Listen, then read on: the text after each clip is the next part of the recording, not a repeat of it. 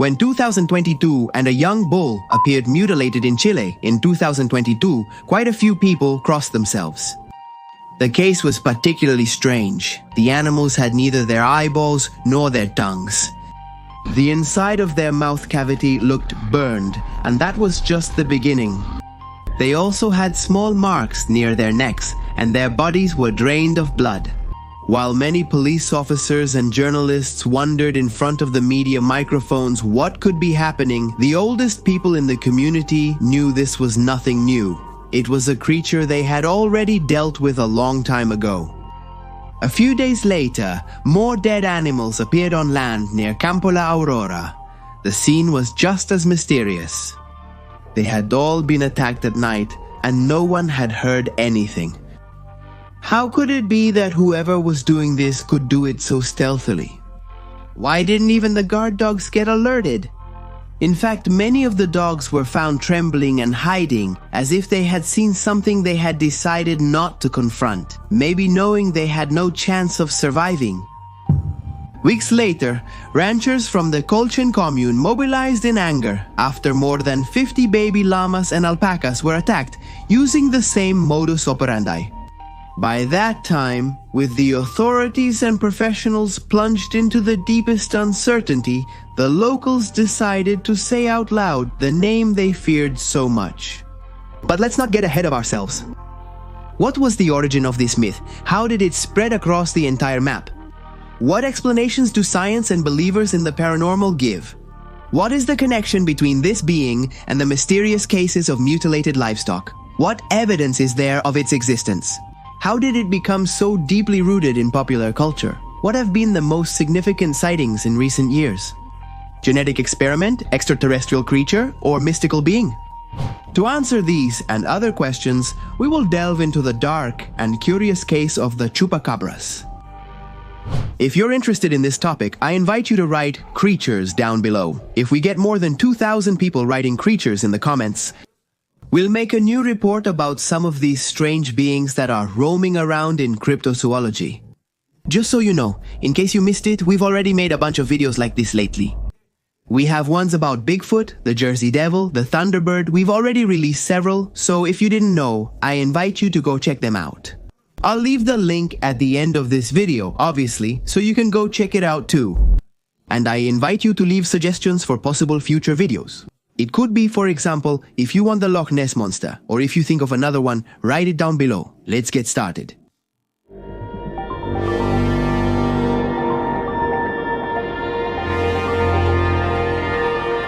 Due to the strange nature of these cases, it's usually very difficult to find material to illustrate this type of video. Let's get started. With approximately 3.2 million inhabitants, Puerto Rico is an archipelago that is defined as an unincorporated territory of the United States. It is a place with a rich history and culture, known for its beaches, its mountains, tropical rainforests, and a vibrant nightlife. For all these reasons, Puerto Rico is a popular tourist destination, with easy access from many cities. People who go there come back with movie-worthy postcards and experiences full of parties and good times. However, Puerto Rico is also the birthplace and origin of an event that would change the narrative of Latin American folklore forever. It all began in 1995, more precisely in March. At some point during that month, 8 sheep were found dead in Canovanas, a town in the northwest region. Their bodies lay stiff as if something had drained them. The most disturbing thing was the method: 3 clean incisions in the chest, without a single drop of blood on the ground. If you went by the bodies, the death had been terrible, but the scene where the corpses lay was spotless. It was a contrast that was nothing short of chilling. How could such a massacre be carried out without turning everything into an unpleasant scene full of blood and guts? There were no traces, no signs of struggle, only death, death, and silence. The locals, accustomed to tales of witchcraft and superstition, looked for explanations in ancient rumors. Had they unknowingly angered some higher force? Could a deity be punishing them as an example? And if that was the case, what had they done to provoke such a brutal reaction? Some argued that it wasn't the hand of the gods manifesting, but rather men blinded by hatred. Was there an enemy hiding among them? The death of these animals, especially in a cattle racing region, was a hard blow for part of the population. In this way, the tension quickly escalated. And what if all this was about some local rancher trying to eliminate the competition using unconventional methods? The truth is, at this point, no one could be sure of anything. There were unfounded accusations, requests for protection at nearby churches, and improvised assemblies. In the midst of this heated situation, a woman named Madeleine Tolentino appeared before her neighbors. And with a somewhat trembling voice but a defiant look, she said that she knew what had happened. What's more, Madeleine claimed that she had seen the culprit in action. No one was able to imagine what the woman was about to say, not even those who, with fear, had accepted the less conventional explanations. Madeleine's story basically left everyone stunned. According to her testimony, the sheep had been attacked by a creature with a reptilian appearance, large dark eyes, clawed hands, and greenish skin. It was a being that stood about 1.40 meters tall and had sharp spines protruding along its back. And not only that, Madeleine claimed that the same creature was responsible for the disappearance of more than 150 domestic animals near her village. In recent years, the story quickly spread. And while some immediately dismissed it as implausible, many others became alert. And they showed themselves willing to face that thing, whatever it was. People kept night watch in their fields. No one wanted to be the next to find their livestock decimated. It's not very clear who gave the beast its name. According to a widespread rumor, the culprit was Silverio Perez, a Puerto Rican comedian, writer, motivational speaker, singer, musician, and chemical engineer. Silverio is an acclaimed author and an icon of television and radio in his country. On more than one occasion, the man recalled the moment when they received at the radio station where he worked the story of a frightened neighbor who said his goats had been found dead. Wanting to downplay the drama of the experience, Silverio had improvised a funny comment, as was his custom. He had told the caller to get back in touch if the Chupacabras showed up again. The matter sparked a few laughs, and then the show went in another direction. If what is told is true, at that moment, one of the most discussed cryptids of recent years was given a name. El Chupacabras had come to stay, and its influence would soon spread much further than anyone could have imagined. The Chupacabras route? The term Chupacabras would not only spread throughout the region, but would eventually gain worldwide relevance. What followed was an epidemic of paranormal panic. Within weeks, dozens of animals were found dead under conditions similar to those first sheep. Always with precise wounds, no blood, no noise, as if an invisible predator were carrying out a surgical mission. The neighbors were no longer content to watch from their windows and began to form night patrols. Among all those who roamed the nights with torches and firearms, Madeleine's words began to sink in deeply. To make fun of the description the woman had given of the creature, in broad daylight it was one thing, but when the moon came out and the shadows grew longer, it didn't seem so funny anymore. Little by little, but steadily, other witnesses began to appear. Some claimed to have seen the creature jump like a kangaroo, while others said it could fly. No one had any evidence, but everyone had a terrible certainty. The land, which until a few months ago provided them with sustenance, food, work, and shelter, now presented a mystery, an exciting but dangerous, powerful mystery. What was hiding among the trees and the grass? What were those noises in the barn? Were those howls from a coyote or something else? Was it lurking nearby? As often happens with powerful myths, the Chupacabras didn't stay in Puerto Rico. The rumor, like an infection, crossed borders. In different parts of the map, more and more cases began to be reported. It was as if the monster had a diplomatic passport for collective hysteria. What kind of power does a story need to have to be repeated in different countries, with different cultures, with different legends? In the case of the Chupacabras, that power was its lethal capability. While other creatures like Bigfoot or the Loch Ness Monster have passive behavior, in most cases with the Chupacabras, the situation was the opposite. Its presence was confirmed precisely by the damage it caused, and that damage would be felt in Mexico just a year later, in 1996. If until now, the figure of the Chupacabras had managed to sneak into everyday life, when it took on the Mexican imprint, everything got out of hand. There, what became known as the era of media terror would take place.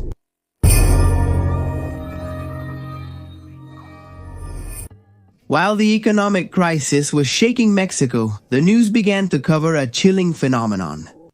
In rural communities in the north of the country, farmers would wake up and find the same horrific scenes that had invaded Puerto Rico months earlier. Goats with their throats slit, cattle with their internal organs removed, and poultry of which only the feathers remained. The testimonies piled up so quickly that the news programs began to dedicate their prime time to the issue. In this way, the Chupacabra became a real celebrity. Such was its popularity at that time that many still believe it is a native animal of those lands. The most well-known case during those terrifying months happened in Navojoa, Sonora. More than 30 goats were found dead in a single night. Veterinarians held extensive meetings and exchanged opinions, while doubts continued to grow. The vague answers. Nothing that helped calm the commotion that had broken out. The Chupacabra became a trend before that even existed as a concept. They talked about it on Primer Impacto, Alarma Television and Televisa, but not as a joke or just an exaggeration, but as a real threat. Confusion showed on the faces of all the citizens, who, lacking a better option, started leaving offerings for the creature. You fight a vampire with garlic and steaks? A werewolf with silver bullets? But what do you need to fight a Chupacabras? Just in case, the priests began to protect the livestock with prayers and holy water. The community militias took to the streets. They were scared young men trying to appear brave, barely armed with farming tools. It was said that the Mexican army had to intervene in some towns. There were rumors that official trucks had seized the bodies, while men with rifles told the locals not to talk to the press. Was the state covering up attacks by a cryptid, or were they simply hiding a more uncomfortable truth? Before this question could be addressed in depth, the Chupacabras made a completely unexpected move.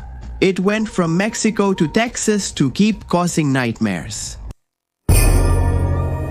Chupacabras to the United States. The United States, with its media machinery and already established folklore, also embraced the Chupacabras. But here a new variant emerged, the canine Chupacabras. Creatures resembling hairless dogs with scaly skin and bulging eyes. This, of course, led to some attempts to give plausible explanations for the entity. According to Brent Radford, a researcher from the Committee for Skeptical Inquiry and author of the book Tracking the Chupacabra, the most well-documented cases of attacks coincide with the presence of coyotes or wild dogs infected with sarcoptic mange. This disease causes them to lose all their fur, have dry and hardened skin, sunken eyes, and abnormal behaviors due to pain and hunger. But this theory falls short when we are faced with the lack of blood in the victims or the extremely symmetrical wounds. The situation was not very different from what had been happening in other places. On one hand, a society that suddenly found itself paralyzed by the idea of being invaded by an unknown entity. On the other hand, professionals who appeared in the media dismissing everything, but who kept their distance from the most vulnerable populations. When the evening fell. In 1997, the FBI received several reports of sightings in areas like Arizona or New Mexico. They didn't dedicate themselves to studying them, but they did file these reports. According to leaks from former agents, there are at least 5 reports labeled as unconventional intervention, which mention unknown creatures with non-animal behavior. Magazines dedicated to collecting unusual cases had the Chupacabras as their main star for several weeks. Around that time, some supposed evidence began to appear. Blurry photos, taxidermied animal corpses that didn't look like any known animal, and foggy footage from security cameras.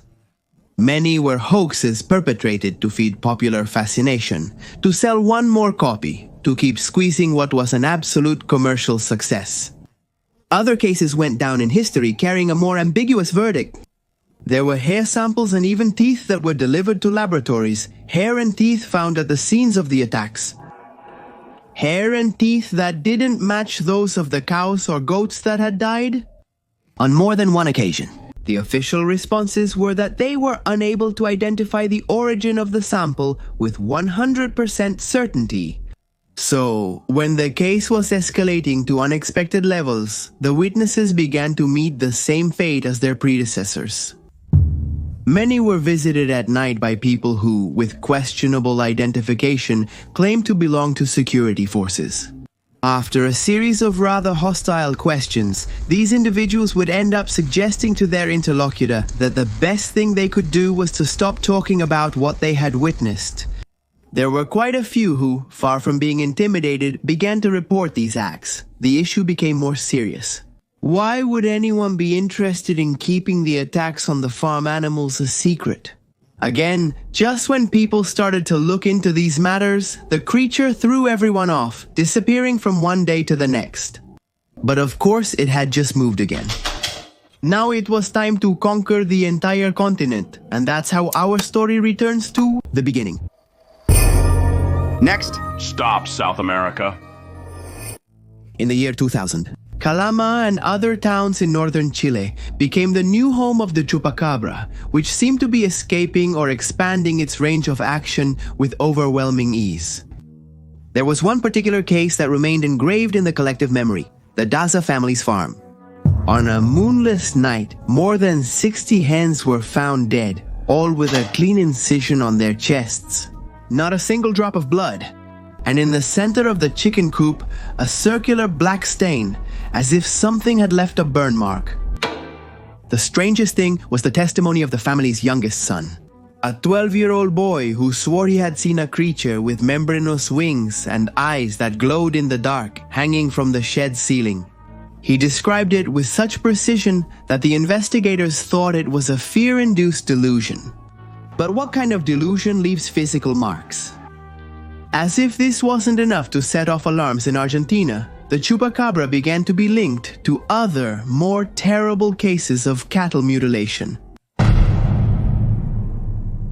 The arrival in the land of soccer and tango had a specific date, July 21st, 2002. The place La Troja, Salta province. It all began when Margarita Maidana went to the police station to file an unusual report. Had something happened to her cows?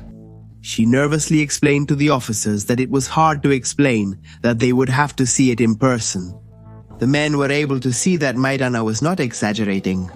When they arrived at the place, they came across half a dozen dead animals. They had been mutilated with unnatural precision. Strangely, the local predators hadn't approached the corpses. There weren't even any flies. What had happened to the cattle? The surprise grew when they discovered that it hadn't just happened to Maidana's cows. Something very similar had happened in neighboring fields, and in fields in other provinces as well, Rio Negro, Santa Fe, Buenos Aires, La Pampa. Suddenly, the investigators found themselves on the trail of a strange phenomenon, which wasn't the first time it had happened in the world. While the first reports were appearing in the newspapers, a group of fishermen came forward to testify. They said that a month earlier, while they were traveling to a lagoon in Buenos Aires province to spend an afternoon fishing for silversides, they had seen something through the window. Something impossible to describe. Without being taken for crazy, they made an identikit of the animal. The details matched those of the already mythical Chupacabra. The most skeptical began to speculate about the possibility that it was all a scheme by the ranchers, who were looking for clever ways to get rid of some of their cattle in order to collect large insurance payouts. But that still didn't explain the strange methods by which the animals were killed. Another attempt at an explanation pointed to a carnivorous wasp of German origin, an insect brought from Europe more than 25 years ago. To fight pests, it would be the cause of everything. The insect, known as the yellow jacket, is a wasp whose larvae could empty animals in minutes, cutting them without causing any bloodshed. Others attributed the massacres to the Chaco cat, a species that had migrated from the north in the 1940s, adapting to the region. The topic was a sensation for months until an answer supported by several scientists was found. Apparently, the culprit behind all this was a rodent. National Service of Agri-Food Health and Quality, the National Service of Agri-Food Health and Quality, pointed to the red snout mouse as the one responsible for the mutilations. It is believed that the population of this rodent had grown significantly, possibly due to the combination of high humidity and mild temperatures recorded in recent years. Although it was shown that these little animals, no more than 16 centimeters long, can cause infections and are especially voracious. Because of the organs that happened to be missing in the mutilated cattle, there was always some doubt about this hasty conclusion. It wasn't the only explanation that was attempted. There were others, a bit more extravagant. Theories? Explanations? A mangy animal? Just a simple rodent? For many, all of this was a mockery by the security agencies, who for some reason were hiding something more serious. In the 2000s, there were two theories that gained particular strength. The first was the theory of biological experiments. Several independent researchers, including former military personnel and conspiracy theorists, pointed to El Yunque, a mountainous region of Puerto Rico, as the starting point of this entire scheme. Let's put it in context. El Yunque houses a United States military station that has been operating since the 1950s, used for radar experimentation, meteorology, and allegedly advanced biology. According to documents declassified under the Freedom of Information Act, in the 1970s, secret projects were carried out on genetic modification of animals for hostile environments. Additionally, there's the detail that the first military reports sent to Washington about the livestock deaths were classified, which doesn't happen with common wild animal attacks. The second theory holds that the cover-up isn't to hide an experiment gone wrong, but rather to conceal the extraterrestrial origin of the creature. Yes, some investigations point out that the presence of the Chupacabra often coincides with the appearance of lights in the sky. Could it be a predator from another world that is released in our lands by beings of superior intelligence? But for what purpose? To see how it annihilates terrestrial animals? Do they release it so it can feed and then take it back again? Other ufologists go a step further and claim that the Chupacabras is a kind of biological drone created by extraterrestrial races to extract genetic sample material. There's also a theory that unifies these positions, claiming that the Chupacabras is a creature bred by humans using alien technology, as part of secret agreements signed by governments in exchange for technology. On the other hand, there's a line of thought that links the Chupacabras to lesser demonic entities described in medieval grimoires. Creatures that act as guardians of interdimensional portals, or as punishments to communities that have broken sacred pacts. According to some occultists, the Chupacabra would be a manifestation of an ancient curse, a collector of animal lives for rituals from the past that were done incorrectly. It has even been linked to a demonic form connected to ancient Mesoamerican cults. On the other side of the ring, those less attracted to these ideas came up with other possible explanations. For example, that the creatures in Puerto Rico were actually rhesus monkeys, which often stand upright using their hind legs. These monkeys were being used for experiments in Puerto Rico at that time, so it could have been a group that had escaped. Another theory from the skeptics, which is widely accepted, is rooted in fiction. This theory claims that people imagine things after watching an alien horror movie that premiered in Puerto Rico in the summer of '95. What movie are we talking about, Species? In the movie, actress Natasha Henstridge has spines on her back, just like in the first descriptions given of the creature. according to those who support this theory, were people influenced by what they saw on the big screen. They might have exaggerated their encounter with some random animal, setting off a snowball effect that would become huge and uncontrollable. One way or another, whatever we decide to believe, the sightings of the Chupacabra not only didn't stop, but actually increased.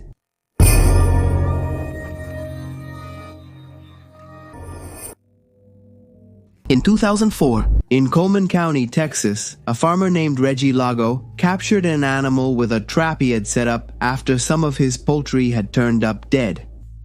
The animal's appearance was described as a mix between a hairless dog, a rat, and a kangaroo. It was never known what happened to it. The farmer said he handed it over to the police. The police said that wasn't the case. Who was lying? In mid-August 2006, a photograph appeared of an alleged Chupacabra that had been run over on the road after attacking several animals in Maine. The corpse could not be properly identified due to the advanced state of decomposition. In August 2007, another corpse appeared in Texas. It was photographed, and a woman from the area had it taxidermied. For a while, she displayed it in her house. She would tell anyone who visited her that the animal was not unique in its species. In fact, ever since she had this one in her living room, other similar creatures had started to harass her. The official version says that what the woman so proudly displayed was a cross between a coyote and a Mexican wolf. 2 years later, a sheriff's deputy captured a strange creature on his camera. The footage appeared on various television programs. It was never possible to identify what is seen in them. In July 2010, it was reported that animal control officers had shot a supposed chupacabra in Hood County. In the same month, a second chupacabra was taken down a few kilometers away. Both corpses were considered to belong to animals with some kind of mutation. Coincidence? Once again, someone was trying to erase high-impact evidence. The Kentucky Department of Fish and Wildlife Resources was supposed to have received in 2010 an animal that had been hunted by a man named Mark Cotran. The place always denied this. Mark says they are trying to discredit him so they don't have to admit that they couldn't give him a satisfactory explanation about what that was. With sharp teeth and terrible claws. In July 2011, Jack Crabtree from Lake Jackson, Texas, reported seeing a chupacabra in his backyard. He later recanted. Many say it was because of the threats he received. In 2012, there was a series of sightings in Loma Hermosa in Tepic. In 2013, a family from the province of Santa Fe in Argentina revealed to the media that they had the corpse of a small animal, which could be the offspring of a chupacabra. The analysis identified it as a cat, something the family insists is impossible. In the last 10 years, cases like this have kept appearing again and again, and not only that. Who is certain that livestock mutilations are linked to this being? They claim that the supposed origin of the myth in Puerto Rico would be wrong. They believe that everything could have started several decades earlier.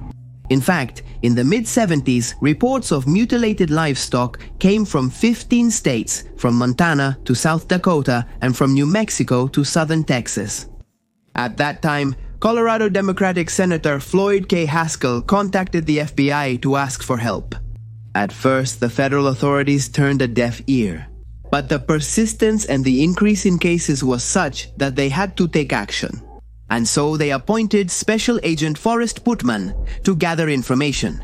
Putman assumed that with a bit of dedication, the truth would soon emerge. But the more the phenomenon was studied, the more difficult everything became. After a few sleepless nights, Putman submitted a report to his superiors with more questions than answers. And what does this mean? That maybe the Chupacabras has been with us much longer than we imagined. Conclusion. In Mexico, the Chupacabras is a symbol of the 90s and of the fear imposed by television. Many believe that it was a great scapegoat so that, in a time of great social tensions, public attention could be diverted elsewhere. Others believe that to this day, you still have to be careful. Obviously, merchandise is also sold, and the Chupacabras made a deep impact on popular culture. For example, there have been books, games, movies dedicated to it, and it was even investigated by none other than Mulder and Scully themselves. In Puerto Rico, it's an open wound, a collective trauma turned into a myth on the internet. It's both a meme and a creepypasta at the same time. It's a phenomenon that managed to reinvent itself and became synonymous with a world that still holds its mysteries. For many, the Chupacabras is perhaps the first cryptid of the globalized era. It was born in rural oral tradition, but was raised by the media, which doesn't mean it has been domesticated. As always, it's likely that at the end of the road we'll discover that behind this mystery, there's not just one correct answer, but many coexisting at the same time. Maybe explaining the Chupacabras is much more complex than we think. And soon we'll keep collecting clues. Clues that will end up becoming pieces of this huge puzzle. The big question is, what image will we see in the end? Although maybe it's wiser to ask ourselves, are we sure that we want to know?